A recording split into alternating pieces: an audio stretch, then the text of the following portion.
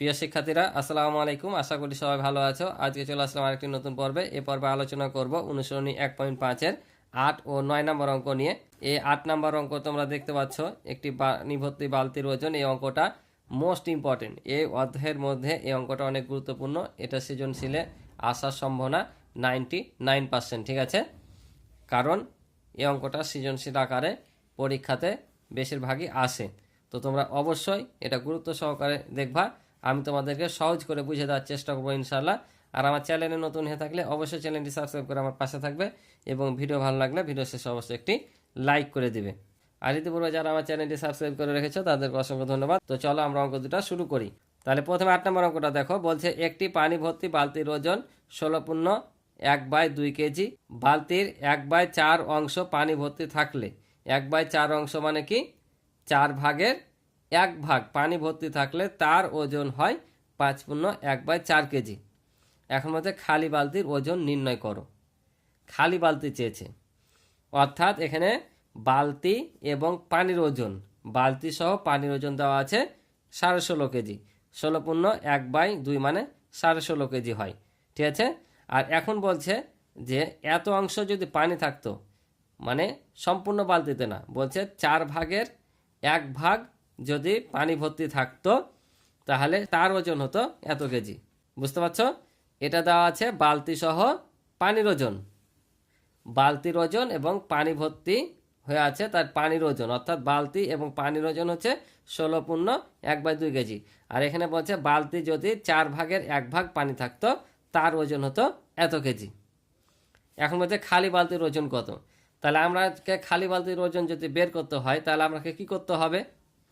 এই বালতি সহ পানির ওজন থেকে পানির ওজনটা বাদ দিলে আমরা কি পাবো?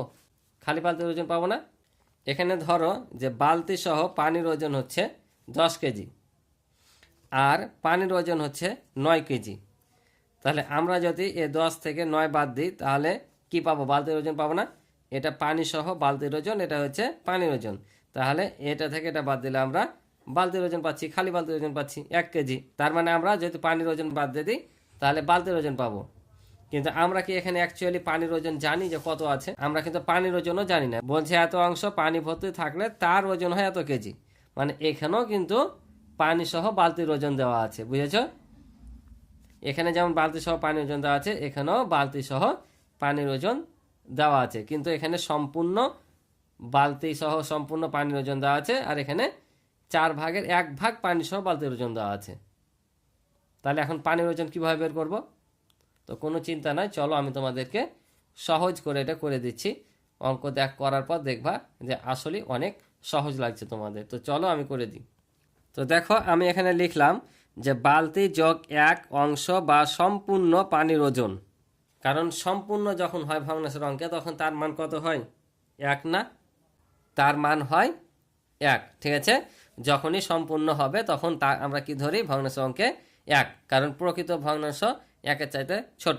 তাই বালতি যোগ 1 অংশ বা সম্পূর্ণ পানির ওজন হচ্ছে এত কেজি, কারণ ওখানে দেওয়া আছে যে পানি ভর্তি বালতির ওজন, মানে বালতি যোগ সম্পূর্ণ পানি, তাই না? বালতি যোগ সম্পূর্ণ পানির ওজন এত কেজি। যেমন আমরা মুনাফার অঙ্ক করেছিলাম 5-এ, যে মুনাফা সহ আসল, আসল যোগ মুনাফা ছিল, তেমনই এখানে বালতি যোগ সম্পূর্ণ পানির ওজন হচ্ছে এত কেজি।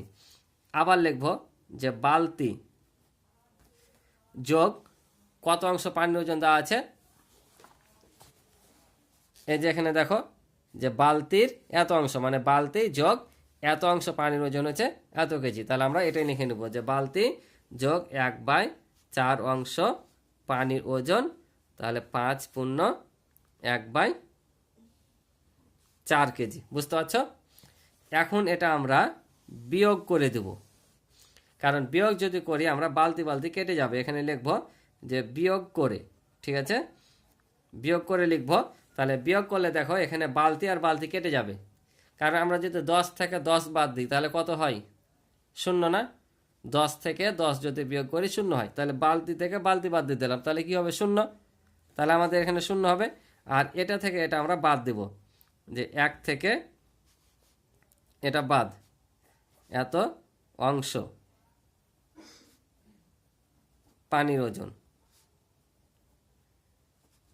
তাহলে এটা থেকেও আমরা এটা কি করব, বিয়োগ করে দেব। ঠিক আছে, তাহলে আমরা এখানে কি বের করব, সম্পূর্ণ পানির অংশ কিন্তু বের করব। বুঝতে পারছো? তাহলে আমাদের বালতি কিন্তু বাদ হয়ে গেল। এখন আমরা এখানে বের করব কি, সম্পূর্ণ পানির ওজন। তাহলে এখানে আমরা এখন ক্যালকুলেশন করব। তাহলে দেখো এটা লসাগু কত হবে, 4।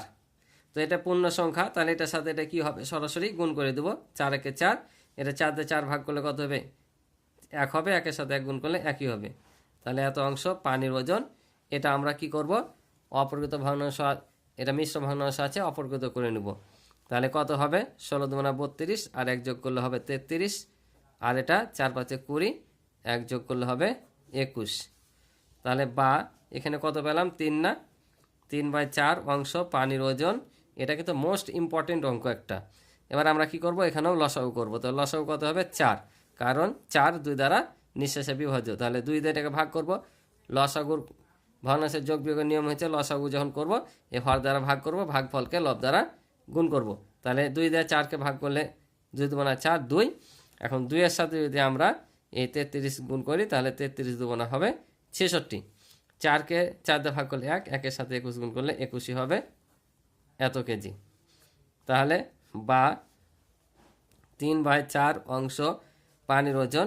তাহলে আমরা যদি বিয়োগ করে দিই কত পাবো, এটা থেকে এটা বাদ দিলে তোমার 5, এটা থেকে এটা বাদ দিলে 4, এত কেজি পাইলাম। ঠিক আছে, এখন আমরা বের করব কি, সম্পূর্ণ পানির ওজন। তো সম্পূর্ণ পানি বলতে কি বোঝায়, 1 অংশ বোঝায়।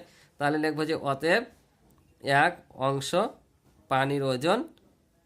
এটা কিন্তু 1 অংশ মানে কি, যে প্রথমে লিখেছি আমি যে 1 বা সম্পূর্ণ, তার মানে কি এটাই সম্পূর্ণ। এখানে লিখতে পারো 1 বা সম্পূর্ণ। তাহলে আমরা এখানে লিখলাম যে 1 বা সম্পূর্ণ পানির ওজন। তাহলে এখানে দেখো এত অংশ পানির ওজন হয়েছিল এত কেজি। তাহলে 1 বা সম্পূর্ণ, এখানে 1 থাকলে কি করতে হয়, ভাগ করতে হয়। তাহলে আমরা 45কে এটা দিয়ে কি করব, ভাগ করে দেব। ঠিক আছে, কারণ আমরা জানি যে 1-এর মান যদি চাই, এখানে যাই থাকুক না কেন, এখানে যদি 1-এর মান চাই তাহলে ভাগ করতে হয়। ঠিক আছে, কারণ কম হলে সর্বদা কি করতে হয়, ভাগ করতে হয়। তাহলে আমরা যদি ভাগ করি, তাহলে এটা এখন কি করব, ভাগটা গুণ, গুণ করলে উল্টে যাবে। তাহলে দেখো 4 4 কাটা, আর এটাকে 3 15 45 হয়। তাহলে কত পেলাম, 15 কেজি। অর্থাৎ সম্পূর্ণ পানির ওজন পেলাম কত, 15 কেজি। তো এখানে লিখে নিতে পারো যে অতএব পানির ওজন হচ্ছে 15 কেজি। তাহলে আমরা পানির ওজন কিন্তু পেয়ে গেলাম। আর এখানে দেওয়াই ছিল দেখো পানি সহ বালতির ওজন এত কেজি। তাহলে আমরা এখন এটা থেকে যদি এই পানির ওজন বাদ দিয়ে দিই, তাহলে কি পাবো, বালতির ওজন পেয়ে যাব না, খালি বালতির ওজন। তাহলে লিখবো অতএব খালি বালতির ওজন। তাহলে আমরা পানি সহ বালতির ওজন থেকে এই পানির ওজন বাদ দিয়ে দেবো। অর্থাৎ 16/1/2 থেকে এই 15 কেজি পানির ওজনটা বিয়োগ করলে আমরা খালি বালতির ওজন পেয়ে যাব। তাহলে আবার আমরা এটাকে পূর্ণ যদি ভেঙে নিই, তাহলে কত হবে, 33ই হচ্ছে, কারণ 16×32, আর যোগ করলে 33, বিয়োগ হচ্ছে 15। তাহলে এখন যদি লসাগু করি, 2 হবে লসাগু। ঠিক আছে, তাহলে 2কে 2 দিয়ে ভাগ করলে 1, 1-এর সাথে 33 গুণ করলে 33 হবে, বিয়োগ এটা সরাসরি গুণ হয়ে যাবে, কারণ এর নিচে হর আছে। হর 1 দিয়ে যদি এটা ভাগ করি, তাহলে কত হবে, 2 হবে। 2-এর সাথে এটা গুণ করলে 15×30, অর্থাৎ যদি নিচে কিছু না থাকে সরাসরি এর সাথে এটা গুণ হয়ে যায়। বুঝছো? তাহলে কত পেলাম দেখো, এটা থেকে এটা বাদ দিলে 3, 33 থেকে 30 বাদ দিলে 3 হবে।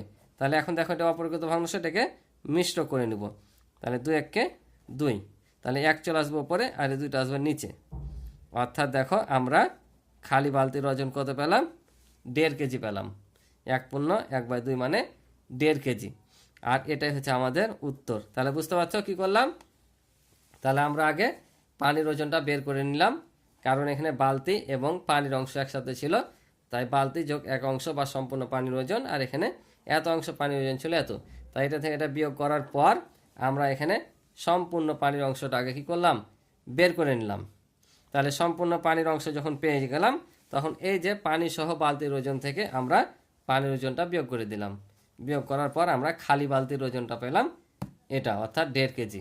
আর এটা হচ্ছে আমাদের অ্যান্সার। আশা করি বুঝেছো। তো চলো পরের অঙ্কটা দেখি। তো দেখো 9 নম্বর বলছে যে দেখাও যে এত ও এত এর গুণফল, এদের গসাগু ও লসাগু এর গুণফলের সমান। কি বলছে, এখানে দুইটি ভগ্নাংশ দেওয়া আছে, এই ভগ্নাংশ দুইটির বলছে গুণফল এদের লসাগু ও গসাগুর গুণফলের সমান হবে। তাহলে আমাদের কি করতে হবে, এই দুটা ভগ্নাংশকে গুণ করতে হবে।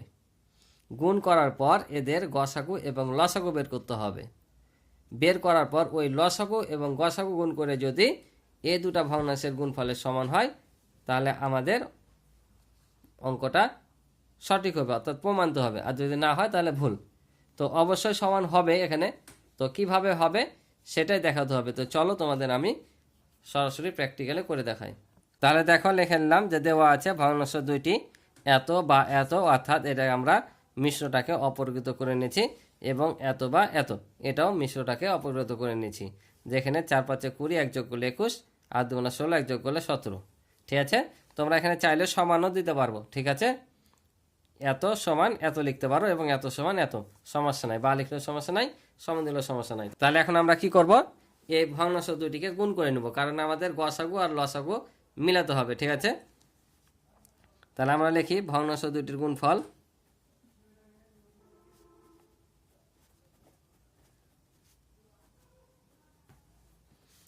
গুণফল তাহলে 21/4 গুণিত 17/8। তাহলে এখন যদি আমরা গুণ করি, কাটাকাটি করি, তো কাটাকাটি যায় না, তাহলে ওপর পর গুণ নিজ নিজ গুণ করে নেব। তাহলে নিচে 4 8 32, আর 17 আর 21 এখন আমরা গুণ করব। 21 আর 17 গুণ করলে আমরা পাবো 357। তোমাদের সাধারণ ক্যালকুলেটর ব্যবহার করতে দিবে, তোমরা ক্যালকুলেটর দিয়ে গুণ করে নিবা। তাহলে আমরা দেখো ভগ্নাংশ দুইটির গুণফল এত পেলাম। এখন আমাদের প্রমাণ করতে হবে যে এই ভগ্নাংশ দুইটার লসাগু এবং গসাগু করে যেটা পাবো, ওই দুইটির গুণফল হচ্ছে এত আসতে হবে। বুঝছো? যদি আসে তাহলে অঙ্ক সঠিক, যদি না আসে তাহলে জানবো তোমার কথা ভুল হয়েছে। তো চলো আমরা আগে তাহলে লসাগু এবং গসাগুগুলো বের করি। তো এখানে বলেছে এদের গসাগু গুণিত লসাগুর গুণফল, তার মানে আমাদের কি এটার গসাগু করতে হবে, লসাগু করতে হবে। আর গসাগু যদি করতে হয় তাহলে কি করতে হয়, লবগুলোর গসাগু করতে হয়, হরগুলোর লসাগু করতে হয়। আবার যদি লসাগু নির্ণয় করি, লবগুলোর লসাগু করতে হয়, হরগুলোর গসাগু করতে হয়। তার মানে আমাদের লবের লসাগু করতে হবে, গসাগু করতে হবে, হরের লসাগু করতে হবে, গসাগু করতে হবে। বুঝতে পারছো? তো চলো আমরা করে ফেলি। তাহলে দেখো, যেহেতু আমরা 4টা বের করতে হবে, সেহেতু লিখলাম যে ভগ্নাংশগুলো লবের গসাগু, লবের লসাগু, আবার হরের গসাগু, হরের লসাগু। আমাদের দুইটারই লসাগু গসাগু বের করতে হবে।